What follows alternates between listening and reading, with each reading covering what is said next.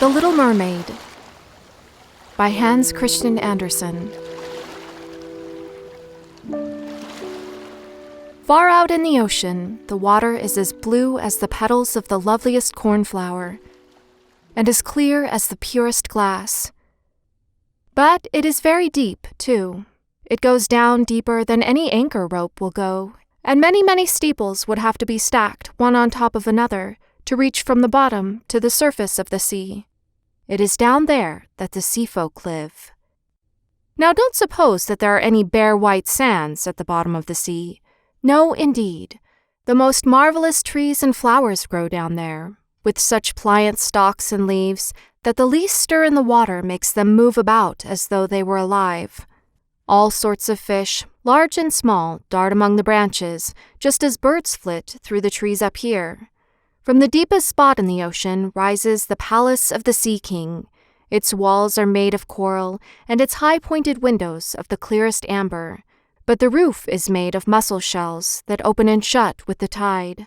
This is a wonderful sight to see, for every shell holds glistening pearls, any one of which would be the pride of a queen's crown. The Sea King down there had been a widower for years, and his old mother kept house for him. She was a clever woman, but very proud of her noble birth. Therefore she flaunted 12 oysters on her tail, while the other ladies of the court were only allowed to wear 6. Except for this, she was an altogether praiseworthy person, particularly so because she was extremely fond of her granddaughters, the little sea princesses. They were 6 lovely girls, but the youngest was the most beautiful of them all. Her skin was as soft and tender as a rose petal, and her eyes were as blue as the deep sea. But, like all the others, she had no feet. Her body ended in a fishtail. The whole day long they used to play in the palace, down in the great halls where live flowers grew on the walls. Whenever the high amber windows were thrown open, the fish would swim in, just as swallows dart into our rooms when we open the windows. But these fish now would swim right up to the little princesses to eat out of their hands and let themselves be petted. Outside the palace was a big garden with flaming red and deep blue trees. Their fruit glittered like gold, and their blossoms flamed like fire on their constantly waving stalks. The soil was very fine sand indeed, but as blue as burning brimstone. A strange blue veil lay over everything down there. You would have thought yourself aloft in the air, with only the blue sky above and beneath you, rather than down below at the bottom of the sea. When there was a dead calm, you could see the sun, like a scarlet flower with light streaming from its calyx. Each little princess had her own small garden plot, where she could dig and plant whatever she liked. One of them made her little flower bed in the shape of a whale. Another thought it neater to shape hers like a little mermaid. But the youngest of them made hers as round as the sun, and there she grew only flowers which were as red as the sun itself. She was an unusual child, quiet and wistful, and when her sisters decorated their gardens with all kinds of odd things they had found in sunken ships, she would allow nothing in hers except flowers as red as the sun, and a pretty marble statue. This figure of a handsome boy, carved in pure white marble, had sunk down to the bottom of the sea from some ship that was wrecked. Beside the statue she planted a rose-colored weeping willow tree, which thrived so well that its graceful branches shaded the statue and hung down to the blue sand, where their shadows took on a violet tint and swayed as the branches swayed. It looked as if the roots and the tips of the branches were kissing each other in play. Nothing gave the youngest princess such pleasure as to hear about the world of human beings up above them. Her old grandmother had to tell her all she knew about ships and cities, and of people and animals. What seemed nicest of all to her was that up on land the flowers were fragrant, for those at the bottom of the sea had no scent. And she thought it was nice that the woods were green, and that the fish you saw among their branches could sing so loud and sweet that it was delightful to hear them. Her grandmother had to call the little birds fish, or the princess would not have known what she was talking about, for she had never seen a bird. "When you get to be 15, her grandmother said, you will be allowed to rise up out of the ocean and sit on the rocks in the moonlight, to watch the great ships sailing by. You will see woods and towns, too." Next year, one of her sisters would be 15, but the others, Well, since each was a whole year older than the next, the youngest still had 5 long years to wait until she could rise up from the water and see what our world was like. But each sister promised to tell the others about all that she saw and what she found most marvelous on her first day. Their grandmother had not told them half enough, and there were so many things that they longed to know about. The most eager of them all was the youngest, the very one who was so quiet and wistful. Many a night she stood by her open window and looked up through the dark blue water where the fish waved their fins and tails. She could just see the moon and stars. To be sure, their light was quite dim, but looked at through the water they seemed much bigger than they appear to us. Whenever a cloud-like shadow swept across them, she knew that it was either a whale swimming overhead or a ship with many human beings aboard it. Little did they dream that a pretty young mermaid was down below, stretching her white arms up toward the keel of their ship. The eldest princess had her 15th birthday, so now she received permission to rise up out of the water.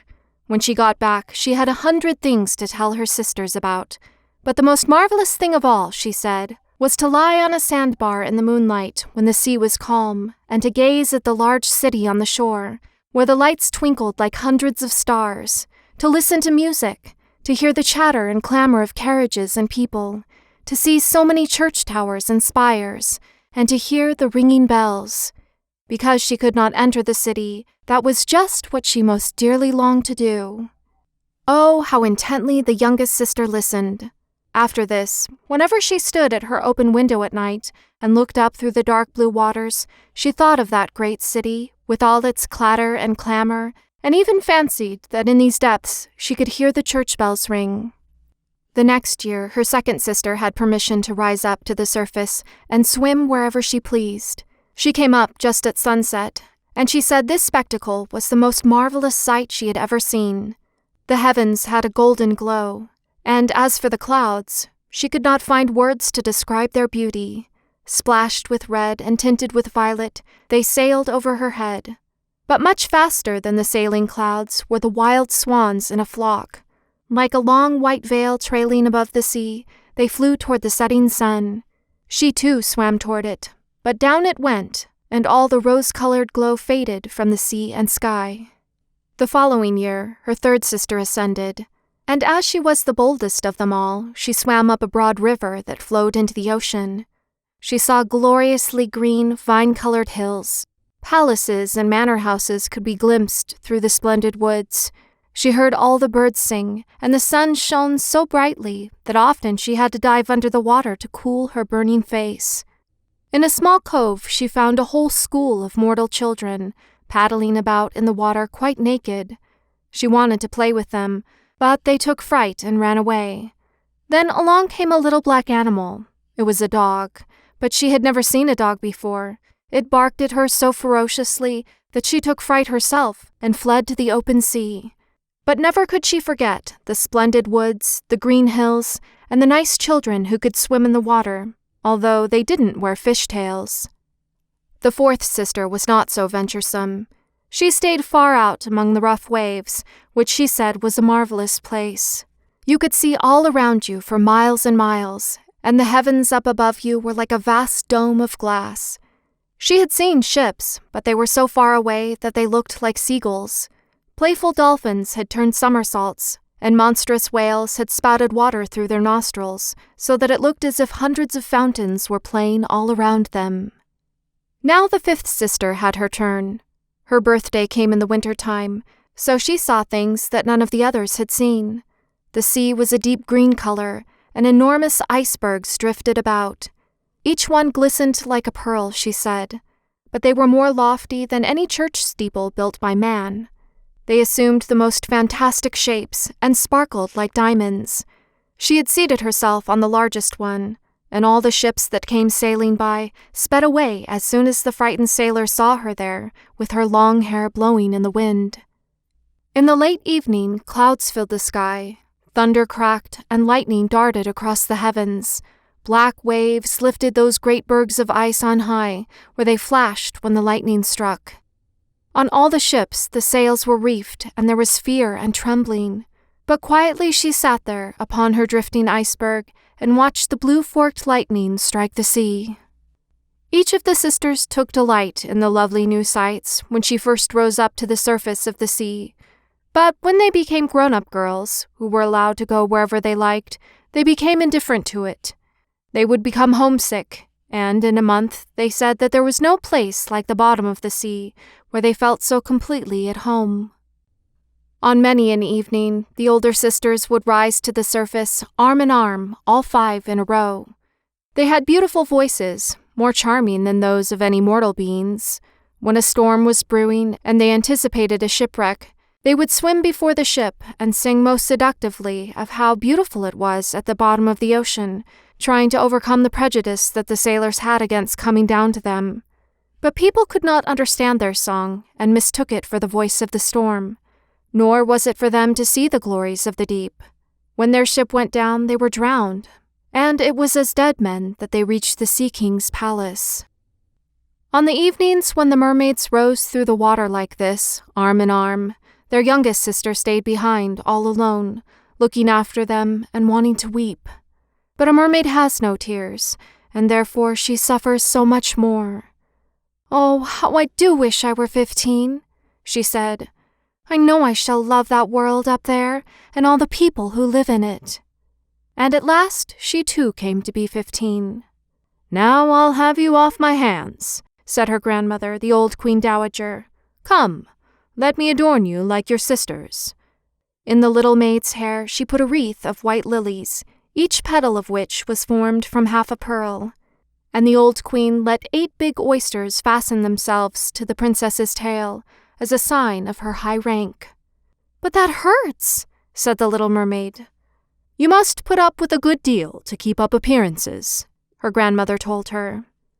Oh, how gladly she would have shaken off all these decorations and laid aside the cumbersome wreath. The red flowers in her garden were much more becoming to her, but she didn't dare to make any changes. "Goodbye," she said, and up she went through the water, as light and as sparkling as a bubble. The sun had just gone down when her head rose above the surface, but the clouds still shone like gold and roses, and in the delicately tinted sky sparkled the clear gleam of the evening star. The air was mild and fresh, and the sea unruffled. A great 3-master lay in view, with only one of all its sails set, for there was not even a whisper of a breeze, and the sailors idled about in the rigging and on the yards. There was music and singing on the ship, and as night came on, they lighted hundreds of such brightly colored lanterns that one might have thought the flags of all nations were swinging in the air. The little mermaid swam right up to the window of the main cabin, and each time she rose with a swell, she could peep in through the clear glass panes at the crowd of brilliantly dressed people within. The handsomest of them all was a young prince with big dark eyes. He could not be more than 16 years old. It was his birthday, and that was the reason for all the celebration. Up on the deck, the sailors were dancing, and when the prince appeared among them, 100 or more rockets flew through the air, making it as bright as day. These startled the little mermaid so badly that she ducked under the water. But she soon peeped up again, and then it seemed as if all the stars in the sky were falling around her. Never had she seen such fireworks. Great suns spun around, splendid firefish floated through the blue air, and all these things were mirrored in the crystal-clear sea. It was so brilliantly bright that you could see every little rope of the ship, and the people could be seen distinctly. Oh, how handsome the young prince was! He laughed and he smiled and shook people by the hand, while the music rang out in the perfect evening. It got very late, but the little mermaid could not take her eyes off the ship and the handsome prince. The brightly colored lanterns were put out, no more rockets flew through the air, and no more cannons boomed. But there was a mutter and rumble deep down in the sea, and the swell kept bouncing her up so high that she could look into the cabin. Now the ship began to sail. Canvas after canvas was spread in the wind. The waves rose high, great clouds gathered, and lightning flashed in the distance. Ah, they were in for a terrible storm, and the mariners made haste to reef the sails. The tall ship pitched and rolled as it sped through the angry sea. The waves rose up like towering black mountains, as if they would break over the masthead. But the swan-like ship plunged into the valleys between such waves and emerged to ride their lofty heights. To the Little Mermaid, this seemed good sport, but to the sailors it was nothing of the sort. The ship creaked and labored. Thick timbers gave way under the heavy blows. Waves broke over the ship. The main mast snapped in two like a reed. The ship listed over on its side, and water burst into the hold. Now the Little Mermaid saw that the people were in peril, and that she herself must take care to avoid the beams and wreckage tossed about by the sea. One moment it would be black as pitch, and she couldn't see a thing. Next moment the lightning would flash so brightly that she could distinguish every soul on board. Everyone was looking out for himself as best he could. She watched closely for the young prince, and when the ship split in two, she saw him sink down in the sea. At first she was overjoyed that he would be with her, but then she recalled that human people could not live under the water, and he could only visit her father's palace as a dead man. No, he should not die. So she swam in among all the floating planks and beams, completely forgetting that they might crush her. She dived through the waves and rode their crests, until at length she reached the young prince, who was no longer able to swim in that raging sea. His arms and legs were exhausted. His beautiful eyes were closing, and he would have died if the Little Mermaid had not come to help him. She held his head above water and let the waves take them wherever the waves went. At daybreak, when the storm was over, not a trace of the ship was in view. The sun rose out of the waters, red and bright, and its beams seemed to bring the glow of life back to the cheeks of the prince, but his eyes remained closed. The mermaid kissed his high and shapely forehead. As she stroked his wet hair in place, it seemed to her that he looked like that marble statue in her little garden. She kissed him again and hoped that he would live. She saw dry land rise before her in high blue mountains, topped with snow as glistening white as if a flock of swans were resting there. Down by the shore were splendid green woods, and in the foreground stood a church, or perhaps it was a convent, she didn't know which, but anyway, it was a building. Orange and lemon trees grew in its garden, and tall palm trees grew beside the gateway. Here the sea formed a little harbor, quite calm and very deep. Fine white sand had been washed up below the cliffs. She swam there with the handsome prince and stretched him out on the sand, taking special care to pillow his head up high in the warm sunlight. The bells began to ring in the great white building, and a number of young girls came out into the garden. The Little Mermaid swam away behind some tall rocks that stuck out of the water. She covered her hair and her shoulders with foam so that no one could see her tiny face, and then she watched to see who would find the poor prince. In a little while, one of the young girls came upon him. She seemed frightened, but only for a minute. Then she called more people. The mermaid watched the prince regain consciousness and smile at everyone around him. But he did not smile at her, for he did not even know that she had saved him. She felt very unhappy, and when they led him away to the big building, she dived sadly down into the water and returned to her father's palace.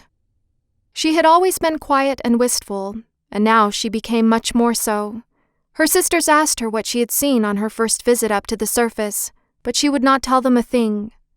Many evenings and many mornings she revisited the spot where she had left the prince. She saw the fruit in the garden ripened and harvested, and she saw the snow on the high mountain melted away, but she did not see the prince, so each time she came home sadder than she had left. It was her one consolation to sit in her little garden and throw her arms about the beautiful marble statue that looked so much like the prince. But she took no care of her flowers now. They overgrew the paths until the place was a wilderness, and their long stalks and leaves became so entangled in the branches of the tree that it cast a gloomy shade. Finally, she couldn't bear it any longer. She told her secret to one of her sisters. Immediately, all the other sisters heard about it. No one else knew, except for a few mermaids who told no one, except their most intimate friends. One of these friends knew who the prince was. She too had seen the birthday celebration on the ship. She knew where he came from and where his kingdom was. "Come, little sister," said the other princesses. Arm in arm, they rose from the water in a long row, right in front of where they knew the prince's palace stood. It was built of pale, glistening golden stone, with great marble staircases, one of which led down to the sea. Magnificent gilt domes rose above the roof, and between the pillars all around the building were marble statues that looked most lifelike. Through the clear glass of the lofty windows, one could see into the splendid halls, with their costly silk hangings and tapestries, and walls covered with paintings that were delightful to behold. In the center of the main hall, a large fountain played its columns of spray up to the glass-domed roof, through which the sun shone down on the water and upon the lovely plants that grew in the big basin. Now that she knew where he lived, many an evening and many a night she spent there in the sea. She swam much closer to the shore than any of her sisters would dare venture, and she even went far up a narrow stream under the splendid marble balcony that cast its long shadow in the water. Here she used to sit and watch the young prince when he thought himself quite alone in the bright moonlight. On many evenings she saw him sail out in his fine boat, with music playing and flags a-flutter. She would peep out through the green rushes, and if the wind blew her long silver veil, anyone who saw it mistook it for a swan spreading its wings. On many nights she saw the fishermen come out to sea with their torches, and heard them tell about how kind the young prince was. This made her proud to think that it was she who saved his life when he was buffeted about, half dead among the waves. And she thought of how softly his head had rested on her breast, and how tenderly she had kissed him, though he knew nothing of all this, nor could he even dream of it. Increasingly she grew to like human beings, and more she longed to live among them. Their world seemed so much wider than her own, for they could skim over the sea in ships and mount up into the lofty peaks high over the clouds, and their lands stretched out in woods and fields farther than the eye could see. There was so much she wanted to know. Her sisters could not answer all her questions, so she asked her old grandmother, who knew about the upper world, which was what she said was the right name for the countries above the sea. "If men aren't drowned," the Little Mermaid asked, "do they live on forever? Don't they die as we do down here in the sea?" "Yes," the old lady said. "They too must die, and their lifetimes are even shorter than ours. We can live to be 300 years old, but when we perish we turn into mere foam on the sea, and haven't even a grave down here among our dear ones. We have no immortal soul, no life hereafter. We are like the green seaweed. Once cut down, it never grows again.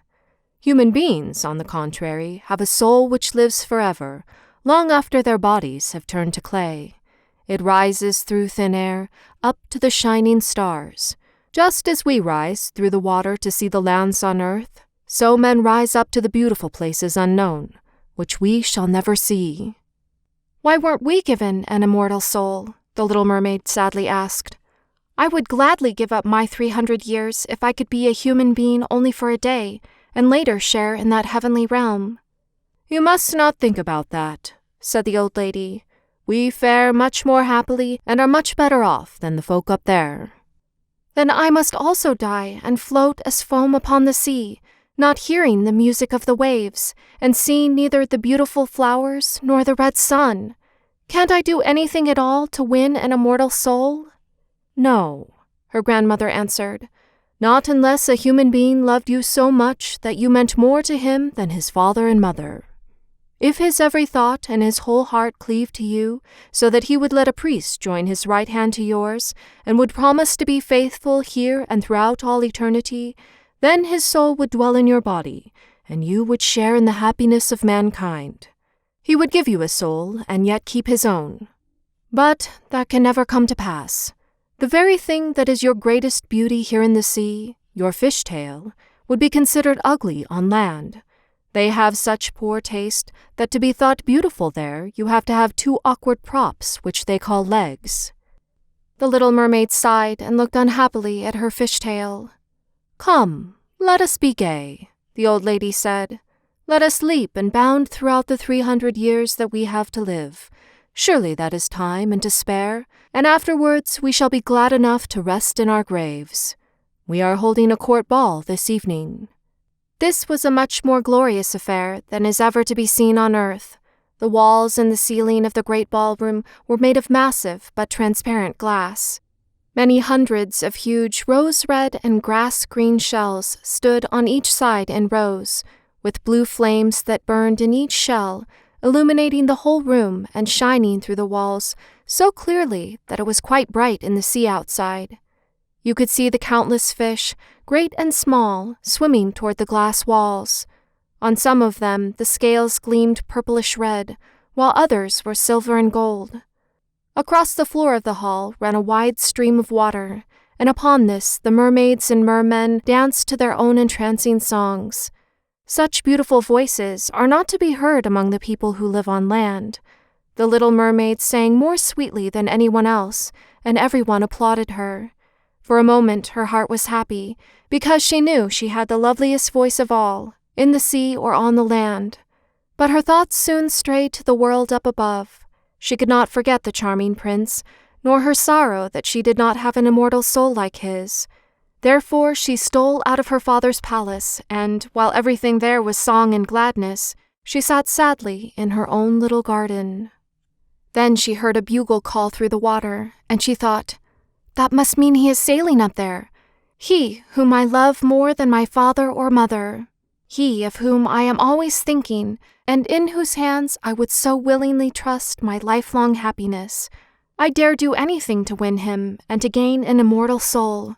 While my sisters are dancing here in my father's palace, I shall visit the sea witch of whom I have always been so afraid. Perhaps she will be able to advise me and help me." The Little Mermaid set out from her garden toward the whirlpools that raged in front of the witch's dwelling. She had never gone that way before. No flowers grew there, nor any seaweed. Bare and gray, the sands extended to the whirlpools, where like roaring mill wheels the waters whirled and snatched everything within their reach down to the bottom of the sea. Between these tumultuous whirlpools she had to thread her way to reach the witch's waters, and then for a long stretch the only trail lay through a hot seething mire which the witch called her peat marsh. Beyond it her house lay in the middle of a weird forest, where all the trees and shrubs were polyps, half animal and half plant. They looked like 100-headed snakes growing out of the soil. All their branches were long, slimy arms, with fingers like wriggling worms. They squirmed, joint by joint, from their roots to their outermost tentacles, and whatever they could lay hold of, they twined around and never let go. The Little Mermaid was terrified and stopped at the edge of the forest. Her heart thumped with fear, and she nearly turned back. But then she remembered the prince and the souls that men have, and she summoned her courage. She bound her long flowing locks closely about her head so that the polyps could not catch hold of them, folded her arms across her breast, and darted through the water like a fish, in among the slimy polyps that stretched out their writhing arms and fingers to seize her.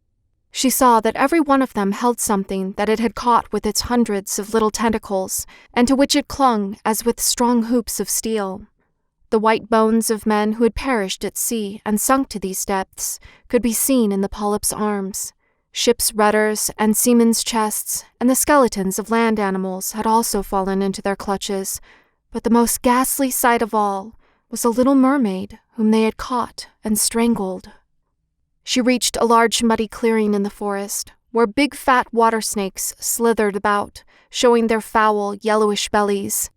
In the middle of this clearing was a house built of the bones of shipwrecked men, and there sat the sea witch, letting a toad eat out of her mouth, just as we might feed sugar to a little canary bird.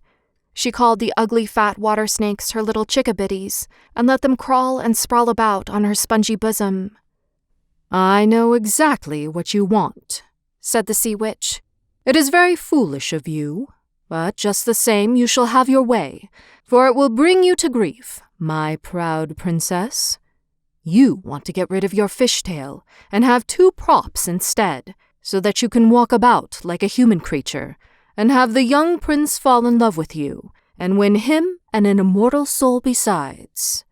At this, the witch gave such a loud, cackling laugh that the toad and the snakes were shaken to the ground, where they lay writhing. "You are just in time," said the witch. "After the sun comes up tomorrow, a whole year would have to go by before I could be of any help to you. I shall compound you a draft, and before sunrise you must swim to the shore with it, seat yourself on dry land, and drink the draught down. Then your tail will divide and shrink until it becomes what the people on earth call a pair of shapely legs. But it will hurt. It will feel as if a sharp sword slashed through you. Everyone who sees you will say that you are the most graceful human being they have ever laid eyes on, for you will keep your gliding movement, and no dancer will be able to tread as lightly as you. But every step you take will feel as if you were treading upon knife blades so sharp that blood must flow. I am willing to help you, but are you willing to suffer all this?" "Yes," the little mermaid said in a trembling voice as she thought of the prince and of gaining a human soul. "Remember," said the witch, "once you have taken a human form, you can never be a mermaid again. You can never come back through the waters to your sisters or to your father's palace. And if you do not win the love of the prince so completely that for your sake he forgets his father and mother, cleaves to you with his every thought and his whole heart, and lets the priest join your hands in marriage, then you will win no immortal soul. If he marries someone else, your heart will break on the very next morning, and you will become foam of the sea." "I shall take that risk," said the little mermaid, but she turned as pale as death. "Also, you will have to pay me," said the witch, "and it is no trifling price that I am asking. You have the sweetest voice of anyone down here at the bottom of the sea, and while I don't doubt that you would like to captivate the prince with it, you must give this voice to me, in return for my sovereign draught. I must pour my own blood in it to make the drink as sharp as a two-edged sword." "But if you take my voice," said the little mermaid, "what will be left to me?" "Your lovely form," the witch told her, "your gliding movements, and your eloquent eyes. With these, you can easily enchant a human heart. Well, have you lost your courage? Stick out your little tongue, and I shall cut it off. I'll have my price, and you shall have the potent draught." "Go ahead," said the little mermaid. The witch hung her cauldron over the flames to brew the draught. "Cleanliness is a good thing," she said as she tied her snakes in a knot and scoured out the pot with them. Then she pricked herself in the chest and let her black blood splash into the cauldron. Steam swirled up from it in such ghastly shapes that anyone would have been terrified by them. The witch constantly threw new ingredients into the cauldron, and it started to boil with a sound like that of a crocodile shedding tears. When the draught was ready at last, it looked as clear as the purest water. "There's your draught," said the witch, and she cut off the tongue of the little mermaid, who was now dumb and could neither sing nor talk. "If the polyps should pounce on you when you walk back through my wood," the witch said, "just spill a drop of this brew upon them, and their tentacles will break in 1,000 pieces." But there was no need of that, for the polyps curled up in terror as soon as they saw the bright draught. It glittered in the little mermaid's hand as if it were a shining star. So she soon traversed the forest, the marsh, and the place of raging whirlpools. She could see her father's palace. The lights had been snuffed out in the great ballroom, and doubtless everyone in the palace was asleep. But she dared not go near them, now that she was stricken dumb and was leaving her home forever. Her heart felt as if it would break with grief. She tiptoed into the garden, took one flower from each of her sister's little plots, blew 1,000 kisses toward the palace, and then mounted up through the dark blue sea. The sun had not yet risen when she saw the prince's palace. As she climbed his splendid marble staircase, the moon was shining clear. The little mermaid swallowed the bitter, fiery draught, and it was as if a two-edged sword struck through her frail body. She swooned away and lay there as if she were dead. When the sun rose over the sea, she awoke and felt a flash of pain. But directly in front of her stood the handsome young prince, gazing at her with his coal-black eyes. Lowering her gaze, she saw that her fishtail was gone, and that she had the loveliest pair of white legs any young maid could hope to have. But she was naked, so she clothed herself in her own long hair. The prince asked who she was and how she came to be there. Her deep blue eyes looked at him tenderly, but very sadly, for she could not speak. Then he took her hand and led her into his palace. Every footstep felt as if she were walking on the blades and points of sharp knives, just as the witch had foretold. But she gladly endured it. She moved as lightly as a bubble as she walked beside the prince. He and all who saw her marveled at the grace of her gliding walk. Once clad in the rich silk and muslin garments that were provided for her, she was the loveliest person in all the palace, though she was dumb and could neither sing nor speak. Beautiful slaves, attired in silk and cloth of gold, came to sing before the prince and his royal parents. One of them sang more sweetly than all the others, and when the prince smiled at her and clapped his hands, the little mermaid felt very unhappy, for she knew that she herself used to sing much more sweetly. "Oh," she thought, "if he only knew that I parted with my voice forever, so that I could be near him." Graceful slaves now began to dance to the most wonderful music. Then the little mermaid lifted her shapely white arms, rose up on the tips of her toes, and skimmed over the floor. No one had ever danced so well. Each movement set off her beauty to better and better advantage, and her eyes spoke more directly to the heart than any of the singing slaves could do. She charmed everyone, and especially the prince, who called her his dear little foundling. She danced time and again, though every time she touched the floor she felt as if she were treading on sharp-edged steel. The prince said he would keep her with him always, and that she was to have a velvet pillow to sleep on outside his door. He had a page's suit made for her, so that she could go with him on horseback. They would ride through the sweet-scented woods, where the green boughs brushed her shoulders, and where the little birds sang among the fluttering leaves. She climbed up high mountains with the prince, and though her tender feet bled so that all could see it, she only laughed and followed him on until they could see the clouds driving far below, like a flock of birds in flight to distant lands. At home in the prince's palace, while the others slept at night, she would go down the broad marble steps to cool her burning feet in the cold sea water, and then she would recall those who lived beneath the sea. One night her sisters came by, arm in arm, singing sadly as they breasted the waves. When she held out her hands toward them, they knew who she was, and told her how unhappy she had made them all.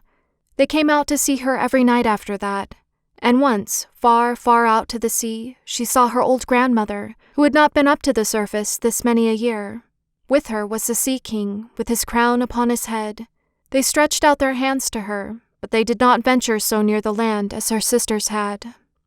Day after day she became more dear to the prince, who loved her as one would love a good little child, but he never thought of making her his queen.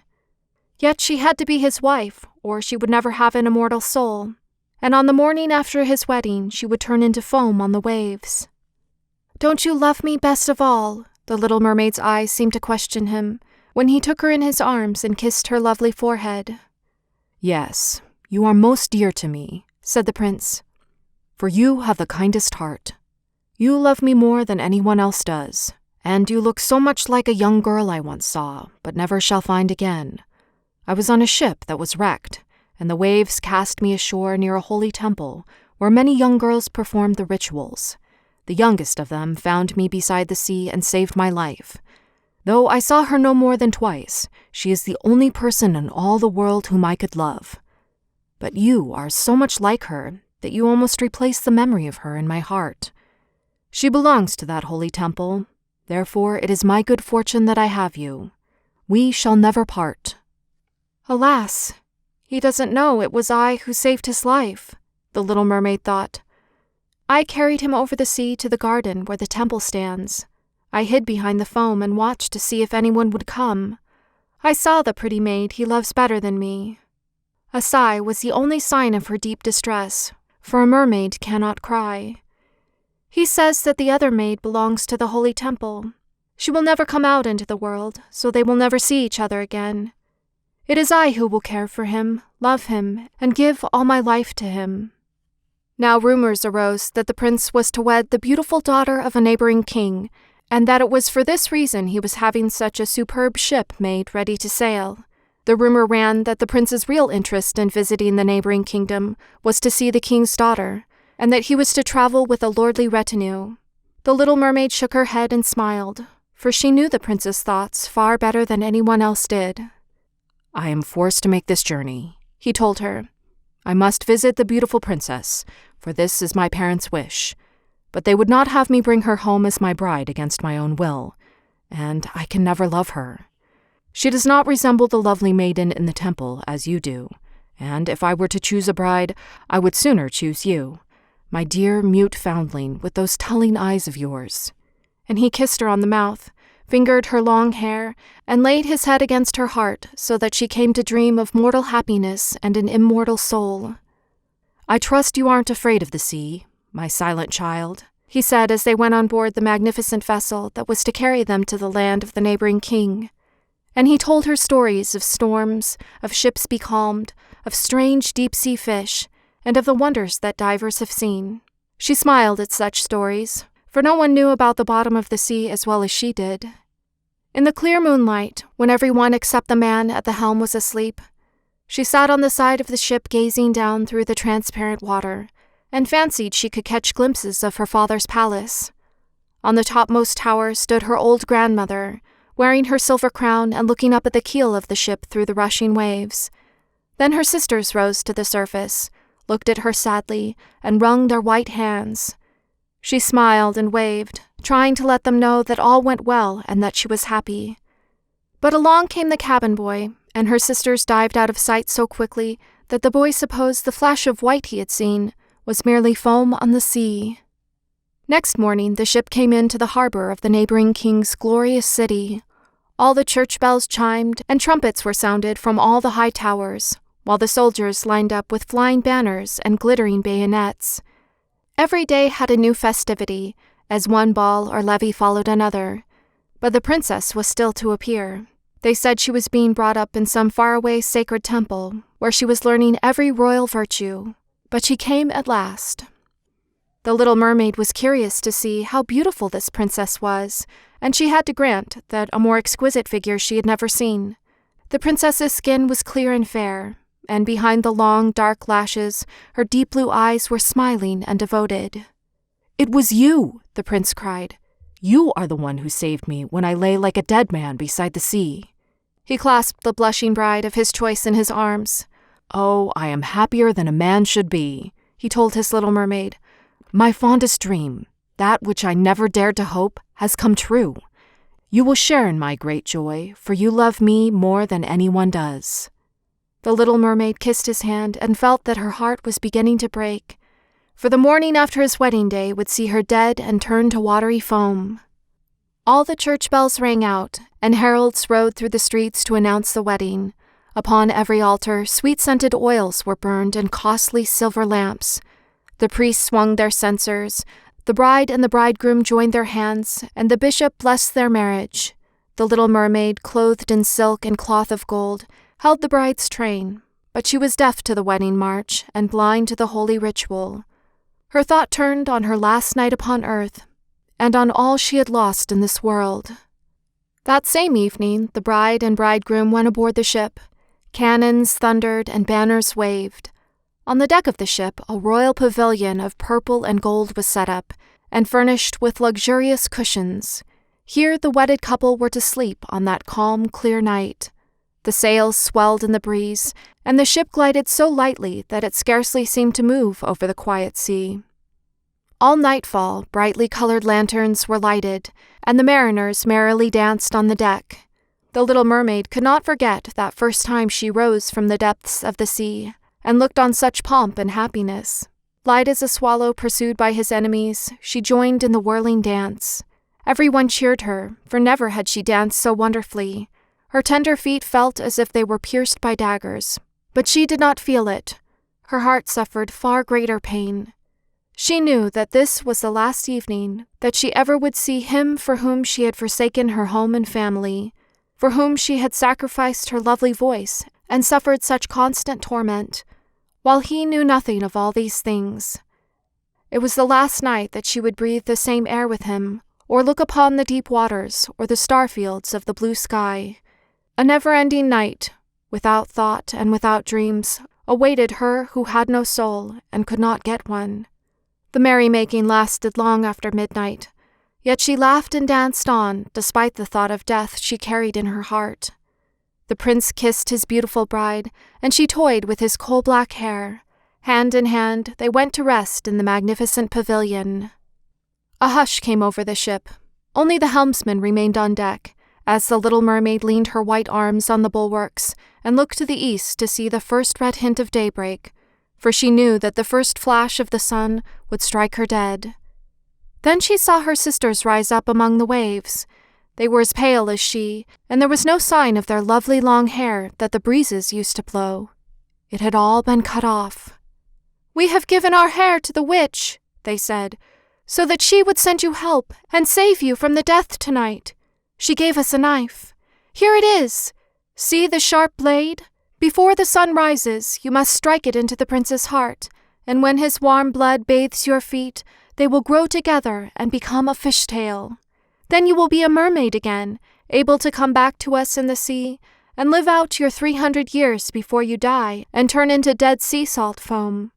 Make haste. He or you must die before sunrise. Our old grandmother is so grief-stricken that her white hair is falling fast, just as ours did under the witch's scissors. Kill the prince and come back to us. Hurry, hurry!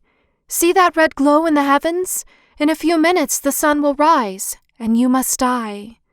So saying, they gave a strange deep sigh and sank beneath the waves.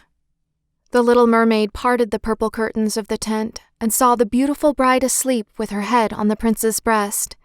The mermaid bent down and kissed his shapely forehead. She looked at the sky, fast reddening for the break of day. She looked at the sharp knife and again turned her eyes toward the prince, who in his sleep murmured the name of his bride. His thoughts were all for her, and the knife blade trembled in the mermaid's hand. But then she flung it from her, far out over the waves. Where it fell, the waves were red, as if bubbles of blood seethed in the water.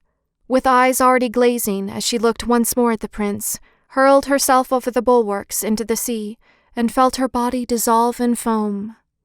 The sun rose up from the waters. Its beams fell, warm and kindly, upon the chill sea foam, and the Little Mermaid did not feel the hand of death. In the bright sunlight overhead, she saw hundreds of fair ethereal beings. They were so transparent that through them she could see the ship's white sails and the red clouds in the sky. Their voices were sheer music, but so spirit-like that no human ear could detect the sound, just as no eye on earth could see their forms. Without wings, they floated as light as the air itself. The Little Mermaid discovered that she was shaped like them, and that she was gradually rising up out of the foam. "Who are you, toward whom I rise?" she asked, and her voice sounded like those above her, so spiritual that no music on earth could match it.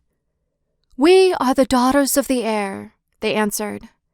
"A mermaid has no immortal soul, and can never get one unless she wins the love of a human being. Her eternal life must depend upon a power outside herself. The daughters of the air do not have an immortal soul either, but they can earn one by their good deeds. We fly to the south, where the hot, poisonous air kills human beings unless we bring cool breezes. We carry the scent of flowers through the air, bringing freshness and healing balm wherever we go. When for 300 years we have tried to do all the good that we can, we are given an immortal soul and share in mankind's eternal bliss. You, poor little mermaid, have tried with your whole heart to do this. Your suffering and your loyalty have raised you up into the realm of airy spirits, and now in the course of 300 years you may earn by your good deeds a soul that will never die." The Little Mermaid lifted her clear bright eyes toward God's sun, and for the first time her eyes were wet with tears. On board the ship, all was astir and lively again. She saw the prince and his fair bride in search of her. Then they gazed sadly into the seething foam, as if they knew she had hurled herself into the waves. Unseen by them, she kissed the bride's forehead, smiled upon the prince, and rose up with the other daughters of the air to the rose-red clouds that sailed on high. "This is the way that we shall rise to the kingdom of God, after 300 years have passed." "We may get there even sooner," one spirit whispered. "Unseen, we fly into the homes of men, where there are children, and for every day on which we find a good child who pleases his parents and deserves their love, God shortens our days of trial. The child does not know when we float through his room, but when we smile at him in approval, 1 year is taken from our 300. But if we see a naughty, mischievous child, we must shed tears of sorrow, and each tear adds a day to the time of our trial. The end.